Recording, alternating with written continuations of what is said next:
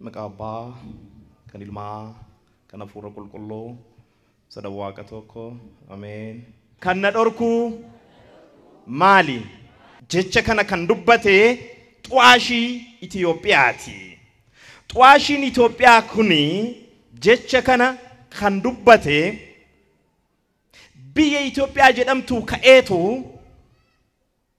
ergama mootummaasaa galmaan ga'uudhaan alatti Yerusaalem salaamfachuudhaaf deemaa ture jedha. Maal gochuudhaaf?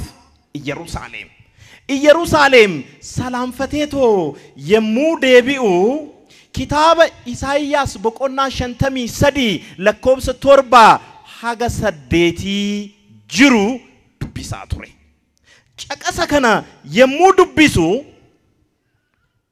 ni cinqamee ni siqiqee afaan saalee himbanne akkuma hoolaa qalamuudhaaf deemutti waa takkalee utuu hin mormini ifi isaa dabarseetoo laatee jecha jedhu dubbisaa ture. Mata dureen keenya kana dhorku maalidha? Utuu jecha kana dubbisaa jiru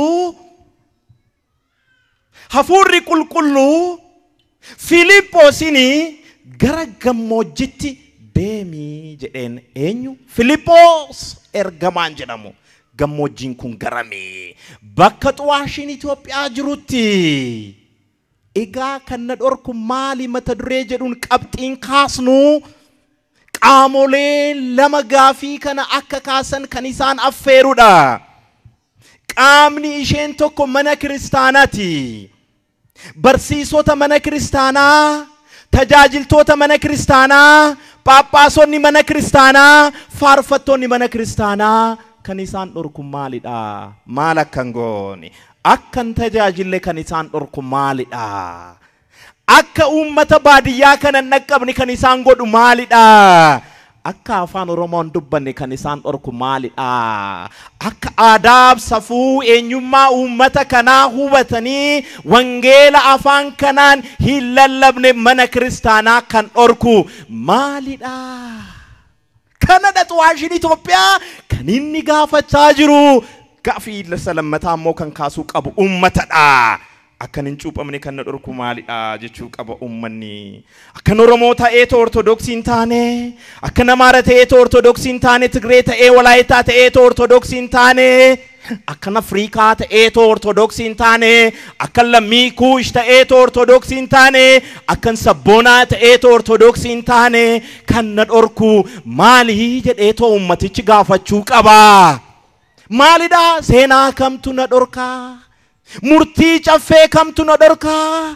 Abbaa gadaa kamtu na dhorkaa? Duudhaa Oromoo kamtu na dhorkaa? Sabboonummaa kamtu na dhorkaa? Kitaaba qulqulluu kamtu na dhorkaa? Caqasa kamtu akkas jedha? Kan na dhorku maalidha?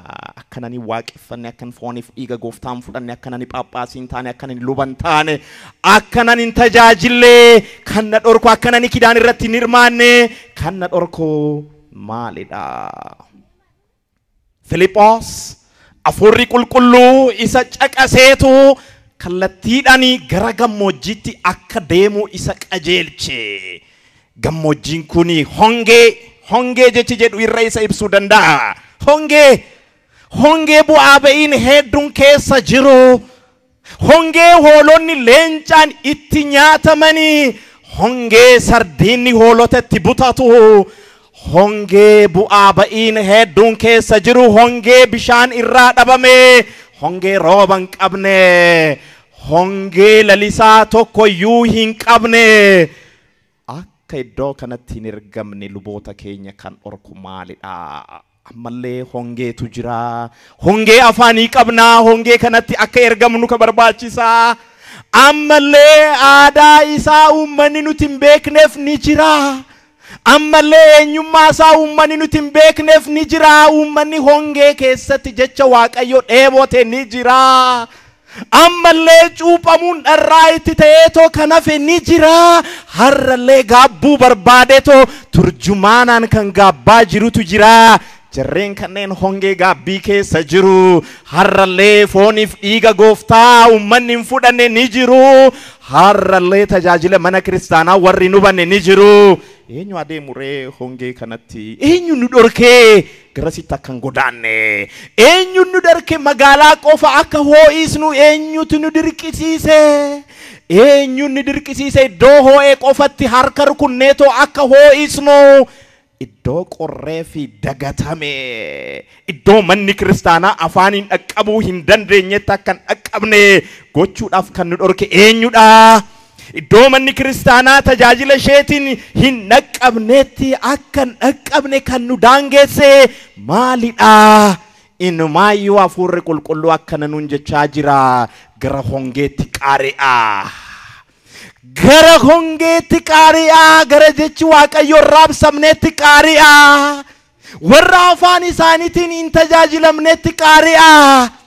Warra aadaa isaanii hin beekne kanatti qaari'a. Warra eenyummaan isaanii utuu hin hubatamin callisneetuma tajaajilaa turre kanatti qaari'aatoo afaaniif aadaa eenyummaaf duudhaa seenaa isaanii qalbeeffadhaatoo kanarratti hundaa'atoo tajaajilaa nuun jechaa jirra. Hafuurri qulqulluu har'as Filiphos hin dinne tole jedhee tole kan jedhutu barbaachisa. Tole jedhee kan qaari'u yaasuma jaandarabaa Itoophiyaa yookaan xu'aashii Itoophiyaa biraa ga'e.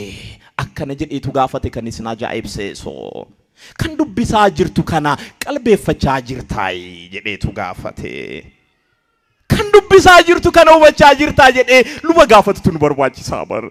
Uummanni keenya gi'izii nuti haasa'aa jirru kana dhuguma qalbeeffachaa jiru jedhanii gaafachuun barbaachisaadha bar. Nuti qiddaasee qaddasaa jirru kana dhuguma qalbeeffachaa jiru. Barsiisaa malee akkamiin naagalaa? Akkamiin nu baddaa? Argaa jirtu. Har'asum manni keenya barsiisaa barbaadaa jira. Barsiisaa malee akkamiin nu badhaa nuun jechaa jira bar. Naaf hin galle gi'iziinis hin jettanii barsiisaa malee akkamitti naagalaa? Qiddaaseenis hin jettan naaf hin galle barsiisaa malee akkamitti naagalaa? Namoonni baay'een barra amantii kana keessaa kan ba'an maali dhaabseetan? Barsiisaa malee akkamitti naagala jedhanii muufataniiti bar. Barsiisaa malee akkamitti nu badha naan galle hoo qabiyyeen barnootichaa tajaajilichoo naan galle saataatiinoo naan galle mahaleetiinoo naan galle kitaabni qulqulluun naan galle dogmaanoo naaf hin galle sirni mana kiristaanaa naaf hin galle. Barsiisaa nu barbaachisa jedhana. Barsiisaa malee hubachuu hin danda'u uummanni kuni barnoota argachuu hin dandeenye jecha waaqayyo argachuu hin dandeenye. Yoo kana barsiisaan Filiphos isa barsiise itti hime inni cinqamee inni siqiqe kuni bari ilma waaqaa gooftaa Yesuus Kiristoosidha. Innoo ilma namaa hunda fayyisuudhaaf dachii kanarratti kan dhufedha. Ilma namaa hundayyuu fayyisee toomoo gara abbaasaa gara waaqayyootti ol ba'ee jira. Dhuma baraati irrattis ammoo kabajaaf ulfinaan gadi deebi'ee ni dhufa. Hundaaf yeroo sana akka hojii isaaniitti isaaniif laata jedheen yemmuu barsiisu. Amma barnoonni waaqayyoo kuni galee xu'aashii Itoophiyaatiif hubate. Yoo hubatu bishaan bira gaan kan baay'ee sin ajaa'ibsiisu bishaanicha argee. Bishaan kunoo akkan hin cuuphamne kan na dhorku maali jedheen. Ana waliin jirtu hundi keessaniyyuu bishaan kunoo akka nuti hin cuuphamne kan nu dhorku maalidha? Maal taatan? Amantiin kunoo akkatti hin bulle kan nu dhorku maalidha? Fooniif dhiigni gooftaan kunoo akka nyaanneef akka hin dhugne kan nu dhorku maalidha? Maal taatan? Qiddaaseen kunoo akka nuti dhufne hin qaddasne kan nu dhorku maalidha? Kitaabni qulqulluun kunoo akka nuti hin dubbisnee fi hin qalbeeffanne kan nu daangessu eenyudha? Kanadha kan inni jedhe. Kan na dhorku maalidha? Yoo kana Filiphos maal jedheeni amannaa ni dandeessaa jedheen. Ana waliin jirtu maal taanan? Amanuu qofoodha kan barbaachisu kan nu dhorku homtuu hin jiru. Amannaan ni dandeessa bu'uura jedhameen xu'aashiin Itoophiyaa cuuphamee too ilmummaa waaqayyoo argatee jira. Xu'aashiin Itoophiyaa lammii kuushi siniin jedhee jira. Bifti isaa gurraachadha siniin jedhee jira. Aadaan isaa aadaa warra Israa'eliin adda adda siniin jedhee jira. Garuu barnoonni waaqayyoo kuni waan isaa galeef icciitiin kitaaba qulqulluu kuni waan ifa isaaf ta'eef akkan hin cuuphamne akkan hordofaa amantii kanaa hin taane kan na dhorku maalii jedheetoo kallattiidhaanii gaafachuutti ka'e. Kanaaf haala kanaan hundi keenyayyuu warri amannes warri immoo mana kiristaanaatiin alas jirru akkan hin cuuphamne, akkan hin waaqeffanne, akkan hin tajaajille, akkan luban taane kan na dhorku maalidha jennee gaafachuun barbaachisaadha. Tarimee akka gaafitti wanti kaasnu ni jira laata kanarratti hundoofne tokkummaa mana kiristaanaatiif yaaduu keenyaa laata akkan cuuphamne kan na dhorku. Namoonni tokko akkamitti hubatu mana kiristaanaa jechuun akka waan afaan tokko qofaa dubbachuudhaaf dirqamteetti hubatu. Akka waan aadaa tokko calaqqisiisuudhaaf hojjetamteetti hubatu. Akka waan duudhaa qaamolee muraasaa qofaa faarsuudhaaf uumamteetti warri dubbatan ni jiru. Garuu miti. Manni kiristaanaa tokkittiidha yoo jennu maal jechuu keenya? Manni kiristaanaa amantii isheetiin tokko jechuu keenya. Manni kiristaanaa dogmaa isheetiin tokko jechuu keenya. Manni kiristaanaa kaayyoo isheetiin tokko jechuu keenya. Kanaaf tokkummaan mana kiristaanaa akkan cuuphamne kan nu dhorkuu miti. Namoonni tokko tokkummaa mana kiristaanaa keessatti hammatamuun aadaa ofii dagachuudhas jedhanii warri yaadanii jiru miti. Eenyummaa ofii dagachuudhas warri jedhanii jiru miti. Seenaa ofii dagachuudhas warri jedhanii jiru miti. Namoonni tokko immoo tokkummaa mana kiristaanaa eegsisuudhaaf afaanuma tokko manni kiristaanaatti fufuu qabdi warri jedhanis ni jiru. Isaanis dogoggoranii jiru. Manni kiristaanaa umrii ishee guutuu afaaniif aadaa tokko hin qabaanne taananii ni diigamti jedhanii immoo warri sodaatanis ni jiru. Miti akkana jedha hojii duukaa bootaa boqonnaa 2 lakkoofsa 4 irratti hafuurri qulqulluu bu'uura isaaniif kenneeni hunduu afaan biyyaatiin dubbachuu eegalanii jedha. Afaan biyyaatiin hunduu afaan biyyaatiin argaa jirtu. Afaan hundaatiin eenyu kennee afaan hafuura qulqulluudha argaa jirtu. Hafuurri qulqulluu afaan baay'ee akka dubbannu barbaada. Hafuurri qulqulluu aadaa baay'ee akka calaqqisiisnu barbaada. Hafuurri qulqulluu eenyummaa qaama kamiitiyyuu akka simannu barbaada. Namoonni tokko lugni bu'aa abaarsaati jedhu. Lakki kakuu haaraa irratti bu'aa eebbaati lugni bu'aa abaarsaati hin barbaachisu jedhu. Lakki afaan kakuu haaraa irratti ifatti kennaa hafuura qulqulluuti. Afaan abaarrame hin jiru. Afaan hin barbaachisu jedhame gonkumayyuu hin jiru. Kanaaf afaan adda dubbanneetoo akkan tajaajille kan nu dhorku maalidha? Inumaayyuu Yohaannis boqonnaa 10 lakkoofsa 16 irratti gooftaan Yesuus Kiristoos akkana jedha. Hoolota asiin taane hoolota biroon hin qabaa. Isaanis garanatti fiduutu na barbaachisa. Jecha koonni dhaga'u anis tiksee isaanii nin ta'a. Isa booda tiksee tokkoof uumaa tokko ta'uu jedha jechuun Waaqayyo. Ummata Israa'el qofaa miti kan fayyuu qabu. Hoolota as ummata Israa'el biran taane isaaniin ala warra ta'an. Aadaadhaan illee ummata Israa'eliin ala warra ta'an. Afaaniin illee ummata Israa'eliin ala warra ta'an. Hundinuu dhufanii qaama mana kiristaanaa akka ta'anidha hayyamni Waaqayyo.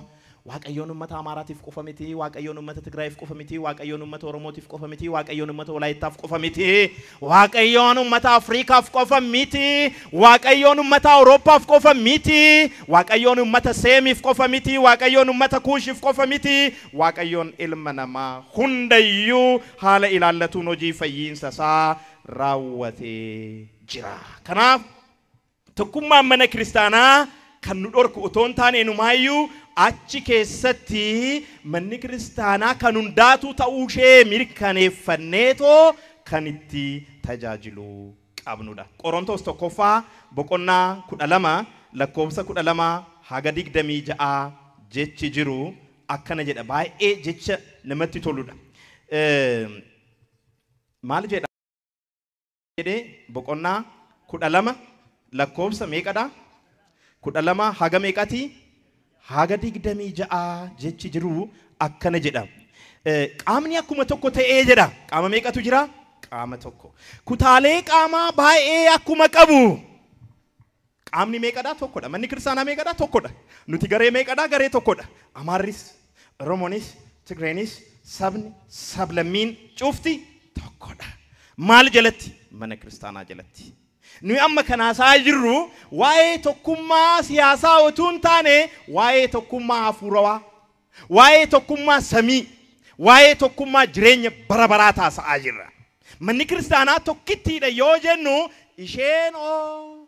isheen fiixeen ishee samiirra kan ga'eedha, hundeen ishii dachiirra kan jirudha waan ta'eef manni kiristaanaa haala kanaan tokkodha jenna. Kanaaf egaa qaamni jiru qaama meeqadha? Qaama tokkodha. Kutaalee qaamaa baay'ee qaba. Maal jechuudha? Oromoonis ni jira, Amaarris ni jira, Tigreenis ni jira, sabaaf sablammiin ni jira, ilaalcha adda addaa kan qabu ni jira, afaan adda addaa kan dubbatu, saalaan adda addaa kan ta'e, sadarkaa diinagdeetiin, hubannoo siyaasaatiin adda adda warri ta'an ni jiru. Kanneen jiraatanillee jedha. Kanneen jiraatanillee hundinuu qaama tokkodha. Kiristoosis akkasidha. Nuti hundi keenyayyuu hafuura tokko ta'uudhaaf, qaama tokko ta'uudhaaf cuuphamnee jirra.